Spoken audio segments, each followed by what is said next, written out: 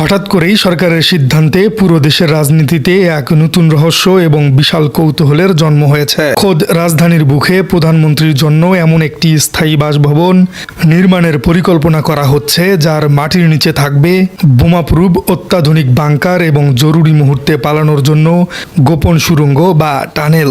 যে এখন যে নতুন প্রধানমন্ত্রী বাসভবন হচ্ছে, সেখানে বাংকার করা হচ্ছে, সেখানে টানেল করা হচ্ছে, আপনি কোথায় যেতে চান? নতুন সরকারের প্রধানমন্ত্রীর জন্য বাসভবন তৈরি করা হবে। তো আমাদের প্রধানমন্ত্রী তারেক রহমান সাহেব চাইছেন যে তার নতুন বাসভবনটি এমন একটি জায়গায় হবে যেটি সচিবালয় এবং অন্যান্য জায়গা থেকে ওয়েল কানেক্টেড। সেই বাসভবনে আন্ডারগ্রাউন্ড বাংকার হবে এবং টানেল হবে, সুড়ঙ্গ। লম্বা রেসের ঘোড়া তো ভাই, ওনারা ক্ষমতায় থাকবে বহুদিন। হ্যাঁ ভাই, বহুদিন ক্ষমতায় থাকবে। প্রধানমন্ত্রী কোথায় থাকবে? ওই মিন্টু রোডের কোন একটা জায়গায় একটা বাড়ি বানানো হবে। এটা তো বাড়ি না, হোয়াইট হাউসের মতো কিছু একটা বানানো হবে। ওই বাড়ির নিচে আবার বাংকার বানানো হবে, সুড়ঙ্গ। আসসালামু আলাইকুম ওয়া রাহমাতুল্লাহি ওয়া বারাকাতুহু। দেশ ও দেশের বাহিরে দূর দূরান্ত থেকে যারা এই মুহূর্তে ভিডিওটি প্লে করেছেন, ভিডিওটি দেখছেন, তাদেরকে অনুরোধ করব দয়া করে পুরো ভিডিও সম্পূর্ণ ধৈর্য সহকারে দেখবেন। খুবই গুরুত্বপূর্ণ এবং অত্যন্ত ইম্পর্ট্যান্ট ভিডিও নিয়ে উপস্থিত হয়েছি আপনাদের মাঝে, প্রিয় দর্শক, সম্মানিত বন্ধুগণ, দর্শক শ্রোতা মণ্ডলী। প্রধানমন্ত্রীর নতুন বাসভবনের নিচে থাকবে বাংকার। হ্যাঁ, আপনারা ঠিকই শুনেছেন, বাংকার বা টানেলের নিরাপত্তা বলয়ে তৈরি হচ্ছে প্রধানমন্ত্রীর নতুন বাসভবন। এটা নিয়ে রাজনীতিতে এখন ব্যাপক আলোচনা চলছে। অনেকেই অনেক ধরনের কথা বলছে। প্রিয় দর্শক শ্রোতামণ্ডলী, চলুন কথা না বাড়িয়ে আমরা দেখে আসি প্রধানমন্ত্রীর নতুন বাসভবনে কি কি আধুনিক সুবিধা থাকছে আধুনিক বাংকার, টানেল সহ আর কি কি। এবং একই সঙ্গে অনেকে যে বলাবলি করছে, তাহলে কি এটা ধরে নেওয়া যায় দীর্ঘমেয়াদী ক্ষমতায় থাকার জন্য একটা পরিকল্পনা বাস্তবায়ন করেছে বিএনপি সরকার? তা না হলে দীর্ঘমেয়াদী ক্ষমতা থাকার উদ্দেশ্য না থাকলে বাড়ির নিচে বাংকার কিংবা টানেল প্রয়োজন কেন? আগেভাগেই শুরুতেই ব্যবস্থা গ্রহণ করছে পালানোর। অনেকেই এরকমও মন্তব্য করেছে, বিরোধী দলের তরফ থেকে এরকম মতামত শোনা যাচ্ছে। যাই হোক, চলুন কথা না বাড়িয়ে আমরা কয়েকটা প্রতিবেদন এবং বিশ্লেষণ দেখি আসলে প্রধানমন্ত্রীর নতুন বাসভবনে কি কি সুবিধা থাকছে। হঠাৎ করেই সরকারের সিদ্ধান্তে পুরো দেশের রাজনীতিতে এক নতুন রহস্য এবং বিশাল কৌতূহলের জন্ম হয়েছে। খোদ রাজধানীর বুকে প্রধানমন্ত্রীর জন্য এমন একটি স্থায়ী বাসভবন নির্মাণের পরিকল্পনা করা হচ্ছে, যার মাটির নিচে থাকবে বোমাপ্রুফ অত্যাধুনিক বাংকার এবং জরুরি মুহূর্তে পালানোর জন্য গোপন সুড়ঙ্গ বা টানেল। হ্যাঁ দর্শক, আপনারা ঠিকই শুনছেন। একটি গণতান্ত্রিক সরকার যখন নিজেদের সুরক্ষার জন্য মাটির নিচে বাংকার খোঁড়ার পরিকল্পনা করে, তখন খুব স্বাভাবিকভাবেই দেশের সাধারণ মানুষের মনে একটি বিশাল প্রশ্নবোধক চিহ্ন তৈরি হয়। কেন এই বাংকার? কিসের ভয় তাদের? আজকের এই ভিডিওতে আমরা এই বাংকার নির্মাণের পেছনের আসল সত্যটা বিশ্লেষণ করব। আমরা দেখার চেষ্টা করব সরকার আসলে বিদেশি কোনো শত্রুকে ভয় পাচ্ছে, নাকি দেশের ভেতরের কারোর ভয়েই এই বাংকার নির্মাণ করছে। চলুন দর্শক, সরাসরি বিস্তারিত আলোচনা করা যাক। আলোচনার শুরুতেই চলুন আমরা সংবাদ মাধ্যমের মূল খবরটি এবং সদ্য ফাঁস হওয়া কিছু তথ্যে চোখ বুলিয়ে নেওয়া যাক। বিগত 24 সালের 5 আগস্টের পর স্বৈরাচারী শেখ হাসিনার সেই দম্ভের প্রতীক গণভবন এখন জুলাই গণঅভ্যুত্থান স্মৃতি জাদুঘর হিসেবে রয়েছে। বর্তমান সরকার প্রধান যমুনা বা নিজস্ব বাসভবন থেকে দাপ্তরিক কাজ সামলাচ্ছেন, আর এর কারণেই একটি স্থায়ী বাসভবনের প্রয়োজনীয়তা দেখা দিয়েছে। গৃহায়ন ও গণপূর্ত মন্ত্রণালয়ের সূত্র জানা গেছে, প্রধানমন্ত্রীর বাসভবনের জন্য মিন্টু রোড, হেয়ার রোড অথবা বেইলি রোডের এলাকাগুলোতে জায়গা দেখা হচ্ছে। সবচেয়ে চাঞ্চল্যকর বিষয়টি হলো এই নতুন বাসভবনের ডিজাইন। ফাঁস হওয়া একটি গ্রাফিক্যাল তথ্যচিত্রে স্পষ্টভাবে উল্লেখ করা হয়েছে যে বাসভবনটি আধুনিক বিশ্বের সাথে তাল মিলিয়ে তৈরি করা হবে। সেখানে আরও বলা হয়েছে, নকশার সাথে থাকছে বহির্বিশ্বের প্রধানমন্ত্রীদের বাড়ির আধুনিক ডিজাইন। একটি দেশের সরকার প্রধানের বাড়ি আধুনিক হবে, এটা নিয়ে কারোর কোনো আপত্তি থাকার কথা নয়, কিন্তু প্রশ্নের জন্ম দিয়েছে এর পরের তথ্যগুলোতে। সেখানে স্পষ্ট করে বলা হয়েছে মাটির নিচে থাকবে অত্যাধুনিক বাংকার। শুধু তাই নয়, যে কোনো অনাকাঙ্ক্ষিত পরিস্থিতি সামাল দিতে জরুরি ব্যবহারের জন্য সুড়ঙ্গ বা টানেল রাখা হবে। গণপূর্ত অধিদপ্তরের কর্মকর্তারা বলছেন, বহিঃশত্রুর বোমা হামলা থেকে প্রধানমন্ত্রীর সেফটি এবং সিকিউরিটি নিশ্চিত করতেই নাকি এই আয়োজন। এখন প্রশ্ন হলো, সত্যিই কি বাংলাদেশের আকাশে বিদেশি বোমারু বিমানের আনাগোনা শুরু হয়েছে?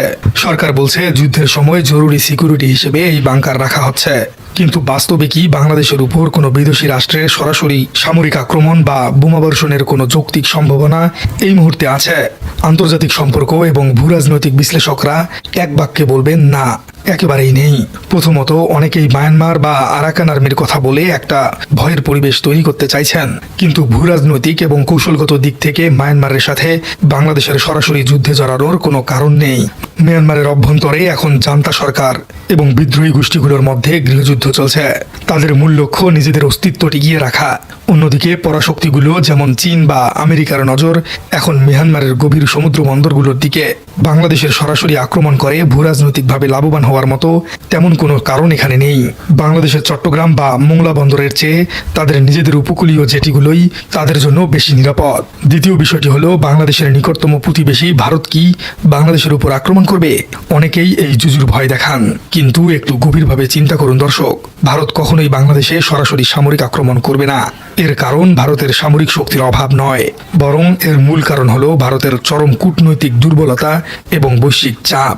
ভারত এমনিতেই রাজনৈতিকভাবে বাংলাদেশের উপর প্রভাব বিস্তার করছে, সুতরাং বাংলাদেশের উপর সামরিক প্রভাব খাটানোর কোনো প্রয়োজনই তাদের নেই। ভারতের বর্তমান কূটনীতি এতটাই নড়বড়ে যে তারা তাদের আশেপাশের ছোট দেশগুলোতে নিজেদের আধিপত্য ধরে রাখতে হিমশিম খাচ্ছে। মালদ্বীপ প্রকাশ্যেই ভারতীয় সেনাদের বের করে দিয়েছে। নেপালের সাথে সীমানা নিয়ে তাদের শীতল যুদ্ধ চলছে, আর শ্রীলঙ্কা ক্রমাগত চীনের দিকে ঝুঁকে পড়ছে। আন্তর্জাতিক অঙ্গনেও ভারত খুব একটা স্বস্তিতে নেই। কানাডা ও আমেরিকায় শিখ নেতাদের শেষ করার অভিযোগ নিয়ে তারা পশ্চিমাদের এমনিতেই চাপে রয়েছে। সুতরাং ভারত বাংলাদেশকে আক্রমণ করবে এই ভয় অযৌক্তিক। তাহলে আসল ভয়টা কোথায়? কিসের ভয়ে সরকার এই বাংকার এবং টানেল নির্মাণের সিদ্ধান্ত নিল? প্রিয় দর্শক, রাজনৈতিক বিশ্লেষকদের মতে আসল ভয়টা আকাশে নয়, আসল ভয়টা লুকিয়ে আছে এই দেশের মাটিতেই। সরকারের এই বাংকার এবং টানেল নির্মাণের মূল কারণ হলো জনগণের বিপ্লবের ভয় এবং 5 আগস্টের মানুষতাত্ত্বিক ট্রমা।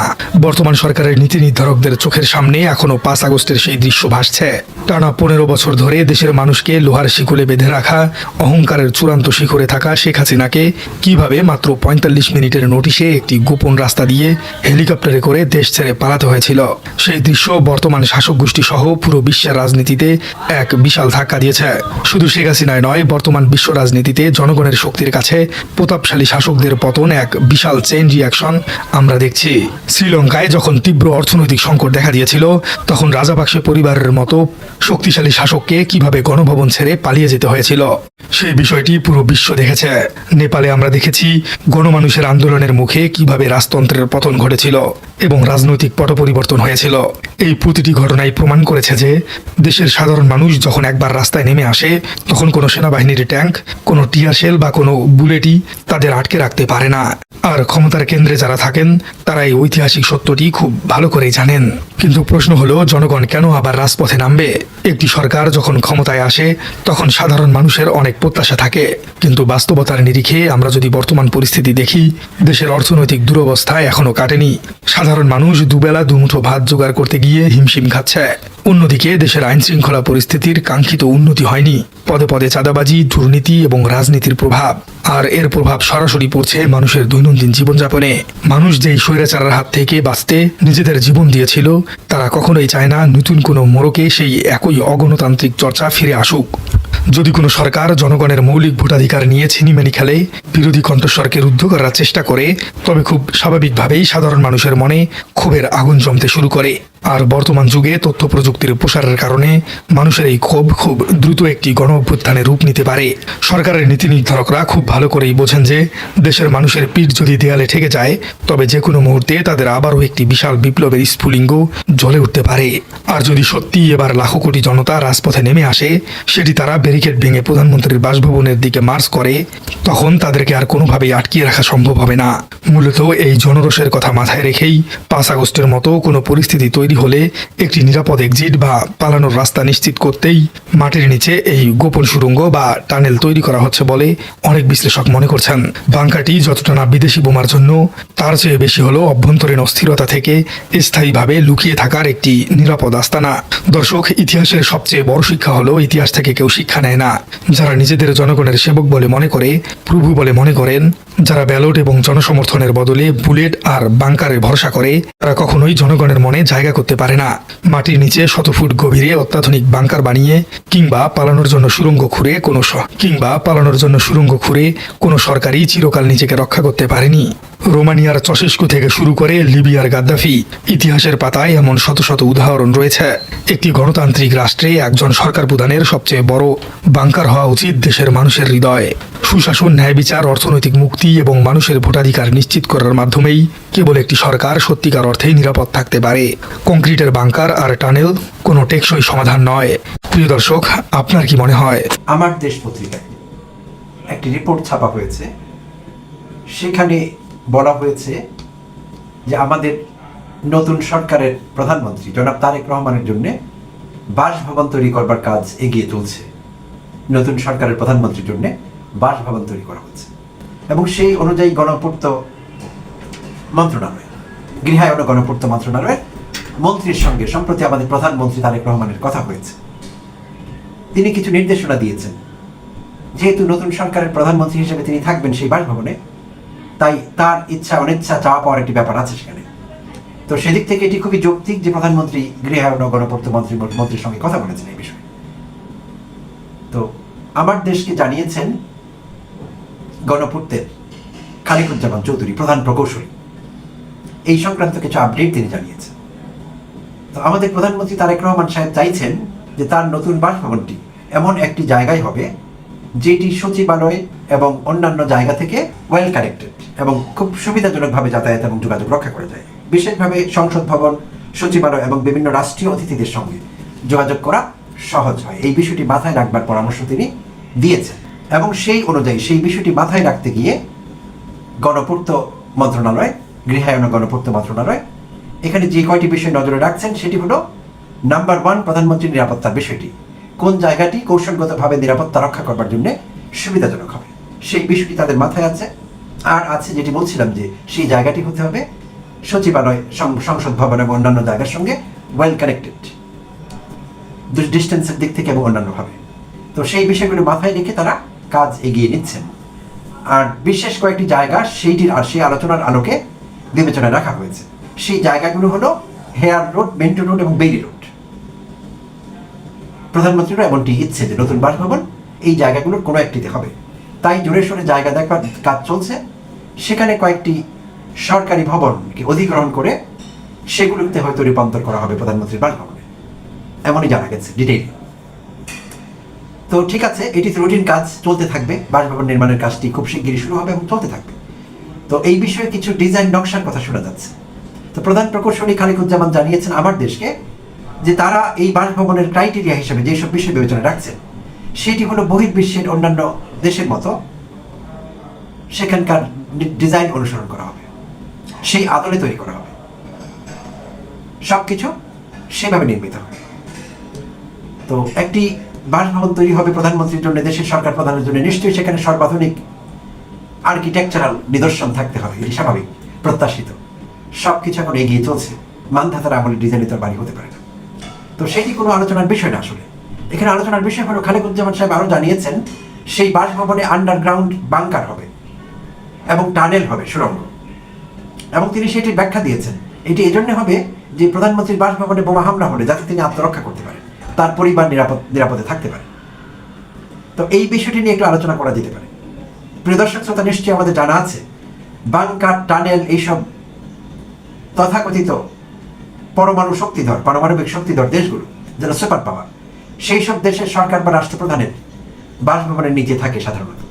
সেইটি আমরা জেনেছি, কারণ তারা পরমাণু শক্তিধর রাষ্ট্র, তাদের শত্রুর কোনো অভাব নাই। তাদের সরকার বা রাষ্ট্রপ্রধানরা বরাবরই তাদের প্রতিপক্ষের দ্বারা একটি আশঙ্কার মধ্যে থাকেন, প্রতিপক্ষ থেকে তাদের আশঙ্কা থাকে, তাদের ব্যক্তিগত নিরাপত্তা, তাদের পরিবারের সদস্যদের নিরাপত্তা, এগুলো সবসময় আলোচনার বিষয় এবং সবসময় সেগুলো অত্যন্ত উচ্চ পর্যায়ে খুব কৌশলগতভাবে অ্যাড্রেস করা হয়, সেটি জানা কথা।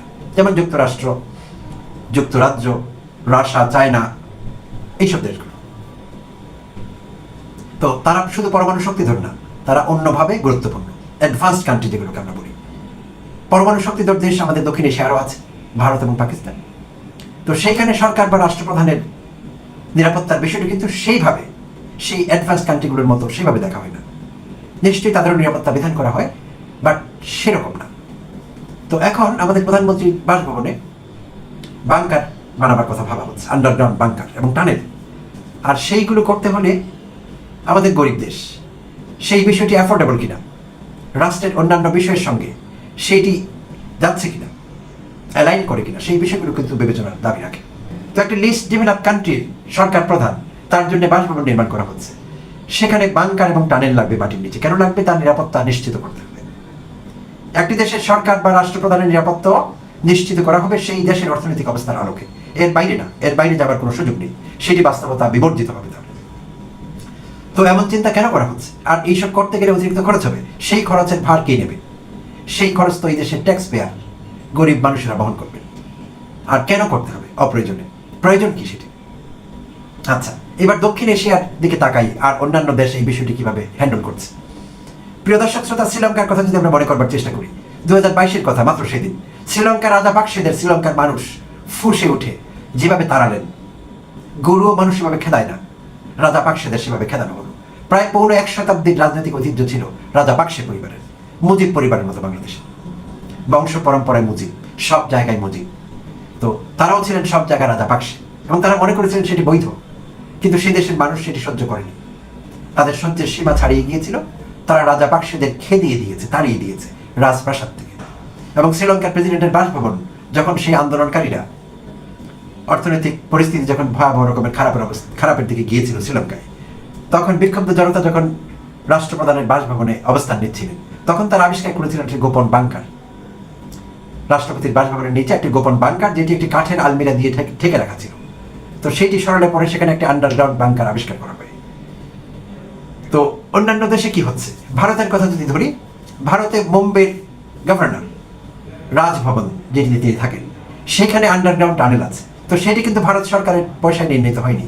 ব্রিটিশ আমলে সেখানে যে ব্রিটিশ কর্মকর্তারা থাকতেন, তারা তাদের নিরাপত্তার জন্য, কারণ তারা ছিলেন দখলদার, তাদের নিরাপত্তার বিষয়টি অন্যভাবে দেখা হতো, তারা সেখানে টানেল নির্মাণ করেছিলেন। ভারতের আরও উচ্চপদস্থ সরকারি কর্মকর্তাদের সেই সময় ব্রিটিশ আমলে তাদের বাসভবন বলে যেগুলো বিবেচিত হতো, এবং এখনো অনেকগুলো ব্যবহার করা হচ্ছে সরকারি কাজে, সেগুলোতে অনেক আন্ডারগ্রাউন্ড বাংকারের খবর পাওয়া যায়, টানেলের খবর পাওয়া যায়। তাদের এইসব দরকার ছিল। তো এখন ভারতের প্রধানমন্ত্রী যেখানে থাকেন, সেখানে রাষ্ট্রীয়ভাবে এরকম ঢাল পিটিয়ে এরকম করা হয় কিনা, ঢাকঢোল পিটিয়ে করা হয়েছে কিনা, সেই তথ্য কিন্তু আমাদের কাছে নেই, আমরা জানি না। গোপনে করলে তারা করে থাকতে পারেন, কিন্তু আমরা অফিসিয়াল কোনো স্টেটমেন্ট এই বিষয়ে পাওয়া যায় না। ভারত বলি, পাকিস্তান বলি, পরমাণু শক্তিধর দুটো দেশ দক্ষিণ এশিয়া, তারা এইভাবে তাদের নিরাপত্তা নিশ্চিত করেছেন কিনা সরকার প্রধানেরা, সেই সব দেশগুলো, সেটি আমরা জানি না। অফিসিয়াল কোনো ডেক্লারেশন বা অ্যানাউন্সমেন্ট এই বিষয়ে নেই। তো এখন আমাদের কেন দরকার হবে? তো এখন সেটি হলে ভালো, বাট স্টিল আমি আবার একই কথায় ফিরে যাচ্ছি। আমাদের অর্থনৈতিক অবস্থার আলোকে, আমাদের বাস্তবতার আলোকে সবকিছুই নির্ণীত হতে হবে, সবকিছুকে বিচার করতে হবে স্থান কাল পাত্র ভেদে। তো সেদিক থেকে ঠিক আছে কিনা এই দাবিটি, এই চিন্তাটি, সেটি ভেবে দেখবার জন্য আমি সরকারের ঊর্ধ্বতন মহল, বিশেষভাবে প্রধানমন্ত্রী তারেক রহমানের দৃষ্টি আকর্ষণ করব। আমাদের গরিবের ট্যাক্সের টাকায় এইটি দরকার কিনা? এমন একটি বিলাসবহুল বাসভবন দরকার কিনা, যেখানে বাংকার লাগবে, টানেল লাগবে, নিরাপত্তা নিশ্চিত করবার জন্য? তারেক রহমানের সরকার যদি জনবান্ধব সরকার হয়ে উঠতে পারেন, তাহলে তার নিরাপত্তা দেবেন এই দেশের জনগণ। তিনি বাস করবেন জনগণের হৃদয়ে, যেমন থাকতেন তার বাবা। তার বাবার ফিজিক্যাল উপস্থিতি আমাদের কাছে নেই, আমাদের সঙ্গে নেই, কিন্তু আমরা ভুলে যাইনি। আমরা শহীদ রাষ্ট্রপতি জিয়াউর রহমানকে মনে রাখি, মনে রেখেছি, এবং আগামী দিনের মানুষও তাকে মনে রাখবেন। কেন? কারণ তিনি কাজই এমন করেছিলেন। তিনি গণমানুষের রাষ্ট্রপতি হয়ে উঠতে পেরেছিলেন। দেশের মঙ্গল তার একমাত্র চিন্তা ছিল। কারো প্রেসক্রিপশন তিনি ফলো করেননি, প্রয়োজন মনে করেননি। কোনো ধান্দাবাজ রাজনীতিবিদ কিংবা উচ্চপদস্থ কর্মকর্তা তার কাছে কখনো প্রশ্রয় পেয়েছে এমনটি আমরা শুনিনি। বাংলাদেশের রাজনৈতিক ইতিহাসে এমন কোনো তথ্য নেই আসলে। তো তাই তিনি হয়ে উঠতে পেরেছিলেন শহীদ রাষ্ট্রপতি জিয়াউর রহমান। তিনি হয়ে উঠেছিলেন জনমানুষের, জনগণের রাষ্ট্রপতি। তো তাই তার বিশেষ নিরাপত্তা দরকার হয়নি। অনেকে হয়তো বলবেন তাই তিনি অকাল মৃত্যুবরণ করেছেন, তিনি শহীদ হয়েছেন, তাকে হত্যা করা হয়েছে। এই প্রচেষ্টা তো যে কোনো জায়গায় হতে পারে, যে কোনো জায়গায়, যে কোনো দেশের রাষ্ট্রপ্রধান, সরকার প্রধান কুয়ের শিকার হতে পারেন, জনরোষের শিকার হতে পারেন। তো এই মুহূর্তে আমি মনে করছি আমাদের মতো দেশগুলোতে রাষ্ট্রপ্রধান বা সরকার প্রধানরা শ্রীলঙ্কার মতো 2022-এ কিংবা 2024-এর 5 আগস্টের অভ্যুত্থানের মতো জনরোষের শিকার হতে পারে, সেই সম্ভাবনা কিন্তু তৈরি হয়েছে। আর সেটি কখন হবেন? তারা যদি জনবান্ধব হয়ে উঠতে না পারেন, তাদের সিদ্ধান্তগুলো যদি জনগণের বিপক্ষে যায়, দেশের স্বার্থের পরিপন্থী হয়, তখন তারা জনরোষের শিকার হবে। আর জনরোষের শিকার হলে কোনো বাংকার, কোনো টানেল কি কাউকে বাঁচাতে পারে? এই প্রশ্নটি আমার থাকলো সরকারের ঊর্ধ্বতন মহলের কাছে। নেপালের প্রধানমন্ত্রী বালেন্দ্র শাহ সিনেমার হিরোর মতো চলাফেরা, কার্যক্রম সবকিছু ভাই সিনেমার হিরোর মতো। 13 দিনে এমন জায়গায় দেশকে নিয়ে গেছে, এখন সবাই মুখে মুখে আলোচনা। এর মধ্যে এক মন্ত্রী তার বউকে একটা পদ পাওয়াই দিছিল, ওইটা জানার সঙ্গে সঙ্গে ওই মন্ত্রীর পদই নাই, গায়েব করে দিছে, ভাই তুই আমার মন্ত্রী না। এবং রাস্তাঘাটে পুলিশকে বলছে, অর্থাৎ পুলিশকে এমন ক্ষমতা দিছে, ট্রাফিককে বলছে যে কোনো মন্ত্রীর গাড়ি চেক করতে পারবে যে কোনো সময়, আর ওই লাল বাতি দেখা দেখা চলতে হবে, কারোর জন্য এক্সট্রা কোনো সুযোগ সুবিধা নাই। জনগণ যেভাবে রাস্তা চলে তুমিও সেভাবে চলবা। একই জিনিস কিন্তু আমাদের প্রধানমন্ত্রীও করছে, উনিও কিন্তু ওই লাল বাতি দেখা আইন মাইনা চলে। উনিও কিন্তু রাস্তাঘাটে নাইমা অনেকের সাথে সেলফি তোলে, মুখ মিলায়, ঈদের আগেই তো আমরা দেখছি। আবার ওই বালেন্দ্র শাহ কিন্তু সিএনজির কাছে যায়, সিএনজি ড্রাইভারের সাথে ছবি তুলতেছে, রাস্তাঘাটে ছবি তুলতেছে, গাড়ির উপরে দাঁড়ায় কথা বলতেছে এবং সরাসরি বলতেছে আমি কাউকে ছাড় দিব না, সে পুলিশের প্রধান হোক আর কোনো মন্ত্রী হোক, দেশের কেউ ছাড় পাবে না। অন্যায় করলে, টাকা পাচার করলে, কোনো অন্যায়ের সাথে জড়িত থাকলে কাউকে আমি ছাড় দেব না। খুব অল্প সময়ের মধ্যে আমাদের মন জয় করে নিছে। তার নিজের দেশের মানুষের তো মন জয় করছেই, আশেপাশের অনেকেরই মন জয় করছে। এবং ভারতের জনগণও কিন্তু নেপালের প্রধানমন্ত্রীর পক্ষে। ভালো কাজের জন্য সবাই ভালোবাসবে ভাই, ভালো লোককে সবাই ভালোবাসে। আর কে ভালো কাজ করবে আর কে করবে না এটা বোঝা যায় ভাই। এর জন্য ওই 100 দিন হানিমুন টাইম এত কিছু লাগে না, মাত্র 13 দিনে বুঝাই দিছে সরকার কি করবে। বিশ্বাস করেন, আমাদের শিক্ষামন্ত্রী যদি এই বালেন্দ্র শাহের অধীনে থাকতো, নেপালের বালেন্দ্র শাহের অধীনে যদি আমাদের শিক্ষামন্ত্রী মিলন সাহেব থাকতো, চাকরি থাকতো না ভাই। হ্যাঁ ভাই, চাকরি থাকতো না। কারণ উনি না কোন একটা স্কুলে যায়, ওখানে 8 বছর 10 বছর 12 বছরের বাচ্চাদেরকে প্রশ্ন করতেছে, রাজনীতি শিখাইতেছে। প্রশ্নটা কি বলো তো, আমাদের প্রধানমন্ত্রীর মেয়ের নাম কি? একটা বাচ্চা বলছে জাইমা। ইয়েস, জাইমা রহমান। ওকে, জাইমা রহমান। ওকে, তোমরা রাজনীতি করবা জাইমা রহমানের সাথে, তাই না? তোমরা কার সাথে রাজনীতি করবা? জাইমা রহমানের সাথে নাকি? তুমি কার সাথে রাজনীতি করবা বলো? জাইমা রহমানের সাথে নাকি? ওকে ওকে। মনে হইতেছে পরীক্ষার মধ্যে প্রশ্নটা আসতে পারে ভাই। এবং উনি শিক্ষামন্ত্রী হইয়া 10-12 বছরের বাচ্চাদেরকে, ওইখানে ভাই আমি 8 বছরের বাচ্চাও দেখছি, আমার যেটুক মনে হয়, তাদেরকে বলতেছে তোমাদেরকে রাজনীতি করতে হবে জাইমা রহমানের সাথে, শিখাইতেছে রাজ পরিবারের সাথে রাজনীতি করতে হবে। এটাই মাথার মধ্যে ঢুকাই দিতেছে। কিন্তু মনে রাখেন, আমি যদি ভাই ওইখানে থাকতাম, আমি বলতাম আরেকটা প্রশ্ন করেন, তাদের বাচ্চারা গাড়ির পিছনে পিছনে দৌড়াবে। ওই প্রশ্নটা করেন যে কাদের সন্তানরা গাড়ির পিছনে পিছনে দৌড়াবে। হ্যাঁ, ওই প্রশ্ন করা উচিত না? তখন বাচ্চারা কি লিখতো উত্তরে? গরিবের পোলাপানরা গাড়ির পিছনে পিছনে দৌড়াবে, আর রাজবংশের যারা তারা রাজনীতি করবে। এরকম হয়ে গেল না ব্যাপারটা? এটা কোনো কাজ করলেন মিলন সাহেব, দেখেন পুরো ভাইরাল হয়ে গেছে, সবাই এটা নিয়ে আলোচনা করতেছে। এইটা কি রে ভাই? অতীতের দিকে একটুখানি তাকান। শেখ হাসিনার পরিবার নিয়ে কত কথা হইতো, বই পুস্তকে তাদের নাম লেখা হইতো, রাসেলকে নিয়ে রচনা লিখতে বলতো, শেখ রেহানার পরিবার নিয়ে রচনা লিখতে বলতো, শেখ হাসিনার পরিবার, শেখ রেহানার পরিবার এবং শেখ মুজিবুরের পরিবার, এই পরিবার কইরা বই পুস্তকের মধ্যে ঢুকাই দিছে পরিবার। সেই পরিবারটাই না বাইর করতে পারতাছি না আমরা। এখনো যদি একজন শিক্ষামন্ত্রী আইসা এরকম কথা বলে জাইমা রহমানের সাথে রাজনীতি করতে হবে, মানে উনি এখন থেকেই বলতেছে বিএনপি করবা তোমরা বড় হইয়া। অর্থাৎ ওই আগের যুগ রয়ে গেছে ভাই, রাজা আর প্রজা, প্রজা প্রজাই থাকবে, রাজা রাজাই থাকবে। কোন সিনেমা দিন একটা ডায়লগ দেখছিলাম, রাজা রাজাই রহেগা, প্রজা প্রজাই রহেগা, এরকম হবে, ভুলে গেছি। যাই হোক, এবার আসি ওনার ওই কথার আসল অর্থটা কি। আসল অর্থটা ভাই অনেক লম্বা, লম্বা রেসের ঘোড়া তো ভাই ওনারা ক্ষমতায় থাকবে বহুদিন, হ্যাঁ ভাই বহুদিন ক্ষমতায় থাকবে। দেখেন নির্বাচনের পরপরই প্রধানমন্ত্রী কোথায় থাকবে এই নিয়ে অনেক আলোচনা হয়েছে। উনি কি যমুনায় যাবে? না, উনি যমুনায় যাবে না, তবে বিশেষ বিশেষ মিটিং করতে যমুনায় যাবে। আর উনি কোথায় থাকবে? গুলশানের উনার ওই নিজের বাড়িতেই উনি থাকবে। কিন্তু আজকে দেখলাম প্রধানমন্ত্রীর জন্য জায়গা খোঁজা হচ্ছে। ওই মিন্টু রোডের কোন একটা জায়গায় একটা বাড়ি বানানো হবে। সেটা তো বাড়ি না, হোয়াইট হাউসের মতো কিছু একটা বানানো হবে। ওই বাড়ির নিচে আবার বাংকার বানানো হবে, সুড়ঙ্গ বানানো হবে। ওই যে একটা ছবি হয়েছিল না, ওই যে আরফান নিশো ছিল হিরো, সুড়ঙ্গ, ওই সুড়ঙ্গের ভিতর দিয়ে যায় ডাকাতি করে, ব্যাংক ডাকাতি, মনে আছে? কিন্তু এটা ব্যাংক ডাকাতি না, এই সুড়ঙ্গটা বানানো হবে যদি কোনো হামলা হয় ওই সুড়ঙ্গের ভিতর দিয়া সেফ জোনে চলে যাইতে পারবে। ধরেন ওই বাংকারের মধ্যে 1 মাসের খাওয়া দাওয়া, অক্সিজেন সবকিছু থাকবে। আবার এমন হইতে পারে ওই বাংকারের পাশে দিয়া এমন একটা রাস্তা তৈরি করলো যেটা ভিতর দিয়া গাড়ি চলতে পারে।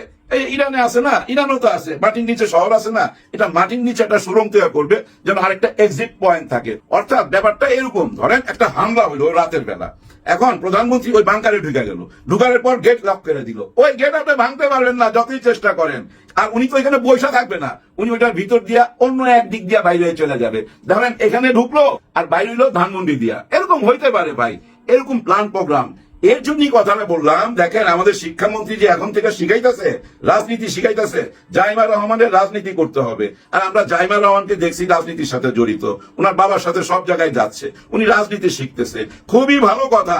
আবার ওনারা বাংকারও বানাইতেছে, তার মানে লম্বা রেসের ঘোড়া। এই সরকার আরো বহুদিন থাকবে। ওনাদের একজন মিনিস্টারকে বলতে শুনছিলাম ওনাদের প্রধানমন্ত্রী 40 সাল পর্যন্ত এই দেশে থাকবে। হ্যাঁ ভাই, বিএনপি থাকতে পারে, ভালো কাজ করলে থাকবে, অবশ্যই থাকবে, সবাই মাইনা নিবে। কিন্তু এখন কি সবাই মাইনা নিতেছে? মাইনা নিতেছে না তো, কারণ উনি কথা দিয়ে কথা রাখতেছে না। হ্যাঁ, বারেন্দ্র শাহ যেসব কথা দিয়া নির্বাচন কইরা পাশ করে আসছে, ওইসব কথা 13 দিনের মধ্যে বুঝাই দিছে। কোনো হানিমুন টাইম নেয় নাই তো, 13 দিনে বুঝাই দিছে আমি কথা পালন করব, যা কথা দিছি সেটা আমি পালন করব, অলরেডি বুঝাই দিছে। কিন্তু এখানে ভাই প্রায় 2 মাসের কাছাকাছি হয়ে গেল, আমরা তো এখনো ওরকম কিছু প্রমাণ পাই নাই। ধোকা দিয়ে আমার লস না? আপনি পরের বার আমাকে বিশ্বাস করবেন না, পরের বার তো বিশ্বাস করবেন না। তো আপনাকে ধোকা দিলে আমার তো রাজনীতি করতে হবে। তো রাজনীতি করতে হলে তো আমি যেই জবান দিচ্ছি মানুষকে, সেই জবান তো আমাকে চেষ্টা করতে হবে রাখার জন্য। আমি যদি না পারি সেটা তো আপনারাও বুঝবেন যে পারলাম না, ওটা তো অন্য বিষয়। কিন্তু আমি যদি না করি, আমার জবানই না রাখি আমি, তখন আপনারা আমাকে ধরতে পারবেন, তাই তো নাকি? সোজা সাপটা 2 দিয়ে 4 এর মতো। দেশের আইন শৃঙ্খলার অবস্থা কেমন সেটা নিয়ে আলোচনা করতে চাই না। এই দায়িত্বে যিনি আছেন উনি ওই দায়িত্ব পালন করতেছে কিনা এটা আপনারা ভালোই জানেন। ইরান আর আমেরিকার যুদ্ধের প্রভাব তো অলরেডি পড়ে গেছে, জিনিসপত্রের দাম বাড়তেছে, এদিক দিয়ে বিরোধী দলও আবার রাস্তায় নামতেছে। অবস্থাটা কিন্তু ভালোর দিকে যাচ্ছে না, কিন্তু কোন রকম মীমাংসা হচ্ছে না। হয়তো অনেকে প্রশ্ন তুলতে পারেন, মাত্র তো সরকার আসছে, এখনই কেন আন্দোলন? ভাই আন্দোলন কেন করবে না? 2টা ভোট হয়েছে, 2টা ভোটের মানে কি? একটা ভোট দিয়ে আপনি ক্ষমতায় যাবেন, আরেকটা ভোট কেন? এই ভোটটা এই জন্য যে আপনি দেশটা কিভাবে চালাবেন। 2টা ভোটের কিন্তু 2টা কাজ। একটা হলো আপনি ক্ষমতায় কিভাবে যাবেন, এই জন্য একটা ভোট, যেটা 51% ভোট পাই আপনারা চলে গেছেন। আবার 69% মানুষ ভোট দিছে আপনি দেশটা কিভাবে চালাবেন। কিন্তু আপনি কি সেভাবে চালাচ্ছেন? সেই কথা কি রাখছেন? আপনি যে কথা দিচ্ছেন আপনার কথাই তো আপনি রাখতেছেন না। আপনি বলতেছেন জবান যদি আমি না রাখি, কথা যদি আমি না রাখি, ভবিষ্যতে কি আমাকে আর বিশ্বাস করবেন আপনারা? কিন্তু আপনি সেই কথা তো রাখতেছেন না, ভবিষ্যতের চিন্তা করতেছেন না। নাকি ভবিষ্যৎ নিজেরাই পরিকল্পনা করে ফেলাইছেন, কোনো অ্যাঙ্গেলেই গদি ছাড়বেন না, ক্ষমতা ছাড়বেন না। সালাউদ্দিন সাহেব কিন্তু এর মধ্যে বইলা ফেলাইছে। সম্মানিত বন্ধুগণ, দর্শক শ্রোতা মণ্ডলী, আপনারা দেখতে পারলেন। ব্যক্তিগত মতামত অবশ্যই কমেন্টে উল্লেখ করে জানাবেন আপনারা কি বলতে চান, আপনাদের মতামত, অপিনিয়ন কি। প্রধানমন্ত্রীর নতুন বাসভবনে থাকছে আধুনিক বাংকার টানেল। আধুনিক বিশ্বের সঙ্গে তাল মিলিয়ে তৈরি করা হচ্ছে প্রধানমন্ত্রীর জন্য নতুন বাসভবন। বাড়ির নকশায় থাকছে বহির্বিশ্বের প্রধানমন্ত্রীদের বাড়ির আধুনিক ডিজাইন, সকল সেফটি সিকিউরিটি মেনে বাসভবনের মাটির নিচে থাকবে অত্যাধুনিক বাংকার এবং সুড়ঙ্গ বা টানেল, যা বহিরাগত শত্রুর আক্রমণ থেকে প্রধানমন্ত্রীর পরিবারকে সুরক্ষা দেবে, এমনটাই পরিকল্পনা করছে গণপূর্ত বিভাগ। প্রিয় দর্শক শ্রোতা মণ্ডলী, প্রধানমন্ত্রী তারেক রহমান তার নিজস্ব বাসভবন গুলশান 2 থেকেই দৈনন্দিন অফিসের কার্যক্রম পরিচালনা করছেন। গত 27 ফেব্রুয়ারি অন্তর্বর্তী সরকারের প্রধান উপদেষ্টা যমুনা ছেড়ে চলে যাওয়ার পর সেখানে ওঠার কথা ছিল নতুন প্রধানমন্ত্রী তারেক রহমানের। তবে এটাকে আপাতত প্রধানমন্ত্রী নিজে বাসভবন হিসেবে দেখছেন না। তিনি বিভিন্ন রাষ্ট্রীয় অনুষ্ঠানের জন্য এই বাসভবন ব্যবহার করবেন বলে তিনি জানিয়েছেন। সূত্র জানায় নতুন বাসভবনটি করা হবে এমন স্থানে যেখানে সরকারের সর্বোচ্চ নিরাপত্তা নিশ্চিত হবে। বিষয়টি ইতিমধ্যে প্রধানমন্ত্রীর সঙ্গে গৃহায়ন ও গণপূর্ত মন্ত্রীর আলোচনা হয়েছে বলেও জানা গেছে।